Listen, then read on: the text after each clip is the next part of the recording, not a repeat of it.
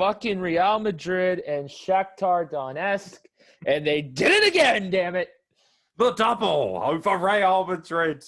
Brilliant. Just as we kind of lost faith in Shakhtar Donetsk, they got off to that flying start, and then they started shipping going. You're like, oh, look out, here we go. Same old fucking Shakhtar. They're going to come. Now they're going to get found out as the smaller team that they are, and then they fucking hand Real Madrid their arse. Real Madrid don't like travelling. Madrid had plenty of opportunities in this game, to be fair, and this came down to who was going to take their opportunities. And it's such an old cliche, but Shakhtar had opportunities and took them. Real Madrid created so much and did fuck all with it. And ultimately, it comes down to a lack of backbone. They don't have strength when they face adversity. I've noticed this. They remind me actually a little bit of Arsenal. In a lot of ways, they've got a lot of talent, a lot of great footballers. Obviously, Real Madrid is a far better team than Arsenal, which makes it actually even more laughable that we always zone in on teams like Arsenal, where we don't give Real Madrid a lot of shit. I know the Spanish media are, particularly in Madrid, but overall, people aren't really turning their nose up at how bad a job Zidane has done this season. He's clearly lost a lot of the locker room. Yeah, he's on his way out. I can see. Well, yeah, obviously, Madrid is. Ultimately, there's going to be a lot of managers who lose their job in the next couple of weeks once the teams don't make it in the Champions League. For instance, over in Manchester, there are other guys as well who's. You have to remember that for a lot of these teams, the Champions League is kind of like the measuring stick. For instance, PSG, they're pretty much guaranteed to win the French league. Juventus are almost guaranteed to win the Italian league. Your worth, your salt as a player, and particularly as a manager, is based on how well you do in Europe. Bayern Munich, for instance. If Bayern Munich tipped up and lost all their Champions League games and got knocked out, they turf their manager instantly because they know for a fact they can win the German league at a canter, Oh, yeah. But winning the Champions League is the prized possession for a lot of these teams.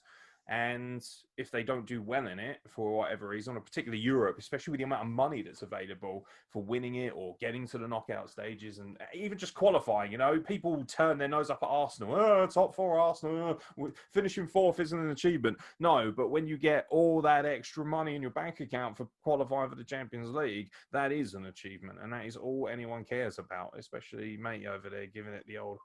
because ultimately he supports Chelsea, and let's be honest, without they probably wouldn't even be a football club at this point. You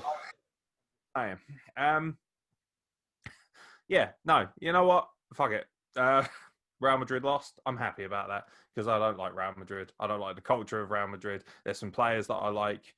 I particularly used to love Real Madrid when Andy Casillas in goal. When Beckham was playing for him, actually, I really liked him as a team. I was very lucky to get to go to the Bernabeu and see them play Arsenal, actually, when Arsenal beat them 1-0 in the Champions League. It was a really special night. And it was very cool to be able to get to see, Raul and Ronaldo and all these amazing players, So, yeah. But, yeah, how can you not like Shakhtar Donetsk beating, Real Madrid? It's kind of stuff you dream of when you're playing FIFA with your mates.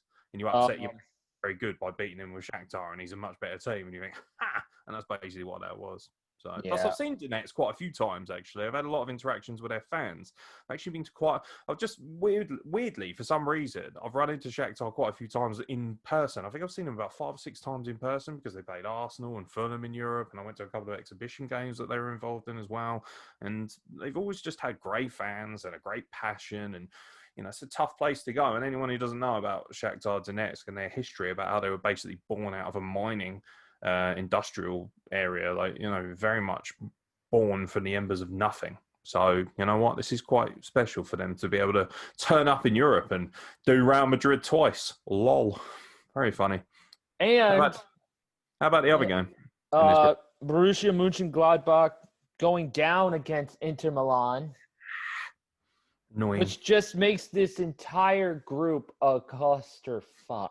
It really is. It's like you've got no idea who's coming out of it right now. You should have. Right now, you got Borussia at 8 points with a +9 goal difference.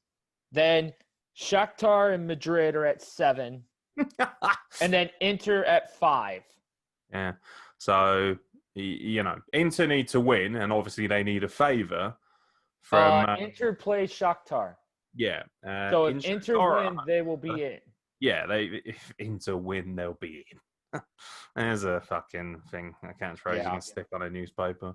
But But ultimately, Inter Milan, the quality shined through when they needed it most, particularly from Lukaku, who is absolutely phenomenal.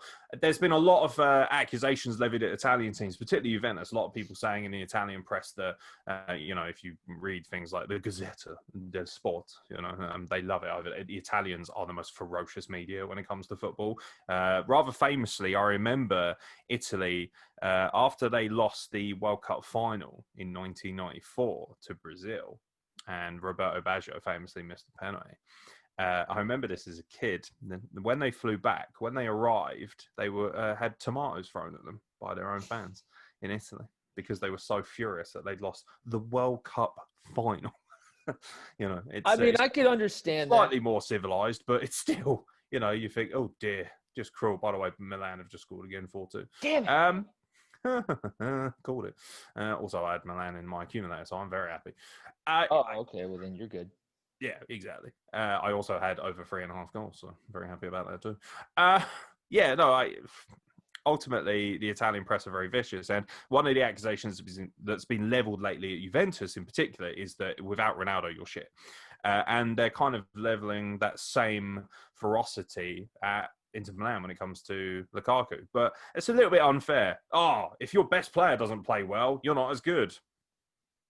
No shit. That's kind of the idea. That's it's like going up to idea. Barca going, oh, well, if Messi plays really shitly, then you're clearly not as good as you. Well, yeah, that applies for everybody. If Timo Werner's rubbish for Chelsea, chances are they're not going to score as many goals.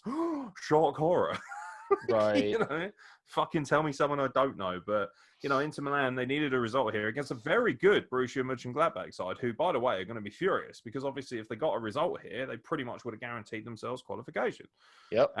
They had everything was in their hands. And then, of course, Das Boot, they binned it.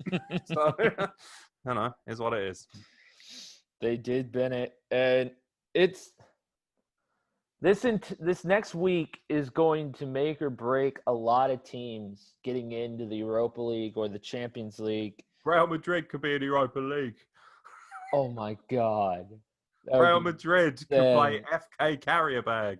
Oh, that would be insane. There's a lot of people, a lot of pundits saying that if Milan, Inter, go to the Europa League, it would be damaging to the team. What do you say? I mean, it's not good from a financial perspective because obviously there's a lot more money involved. And particularly if you're an Inter Milan fan or if you're part of the board or anyone involved with Inter Milan, that all of a sudden that means that if you don't win the Europa League, you're not guaranteed a Champions League place next season because they're not. I don't think they're doing particularly well in Serie A by their standards. Obviously, they're in a chasing pack with everybody else. Hey, how's Juventus doing? That's pretty much all anyone cares about when it comes to Italy.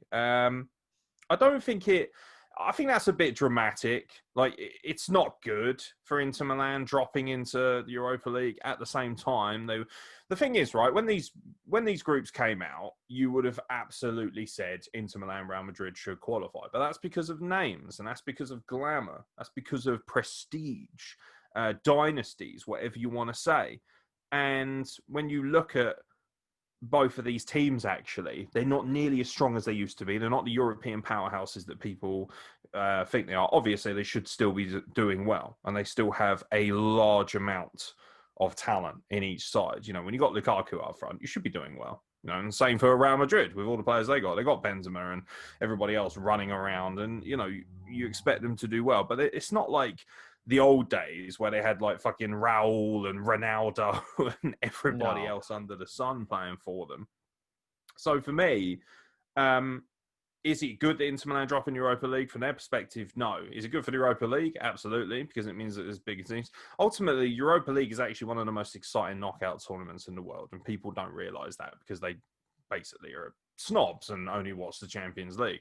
But once you get the third place teams from the Champions League dropping in, I know it's a bit of an oxymoron because obviously they rely on the Champions League teams to kind of spice it up a little bit more. But all of a sudden, the knockout stages Europa League is really good, actually, and quite comparable in terms of the quality of football. So, anything other than winning trophies is seen as unacceptable for any high-level Italian team, and particularly Inter Milan.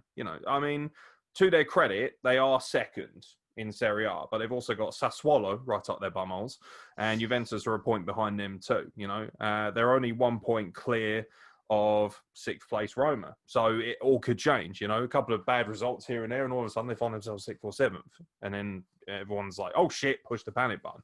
AC Milan right now look pretty dominant, actually, which is really funny because they're in the Europa League. So if you're Inter Milan, you never know. You could actually end up getting the Milan derby if they drop in. Which would be fucking saucy, wouldn't it? Who wouldn't mind a little bit stage of with the Milan derby. The sauce at San Siro. We'll have some of that, mate. Very nice. Yes, please. Thank you. So, yeah. Please, sir. I want some more. Yeah. So you know what? It's just a dramatic statement, but if anyone knows anything about Italy as a country or their football culture or even Italians in a nutshell, drama is the name of the game, and it always has been. Yes.